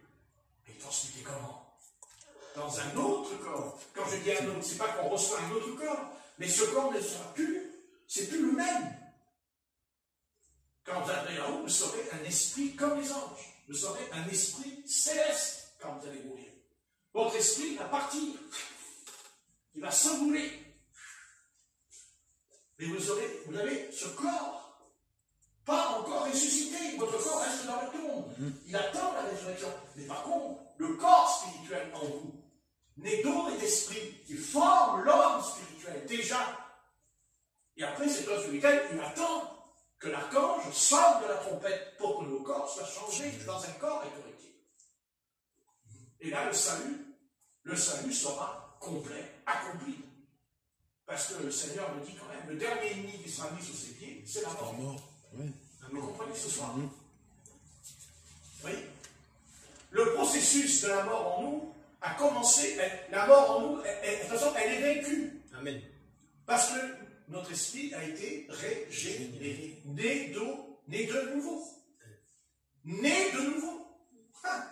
C'est ça le problème. Il y a plein de gens qui disent, moi je suis croyant, moi je suis chrétien. Je dis, oui, d'accord, tu es chrétien. Mais tu as des millions de gens qui sont chrétiens de nom, mais qui ne sont pas nés de nouveau, qui ne sont pas transformés, qui ne sont pas changés. Ils sont chrétiens parce qu'ils appartiennent à une dénomination. Quand vous rencontrez un chrétien dénominationnel, vous rencontrez un chrétien dénominationnel. C'est-à-dire, vous rencontrez un chrétien qui dit « je suis protestant ». Quand vous l'écoutez, il est protestant. Il dit « je suis un chrétien ».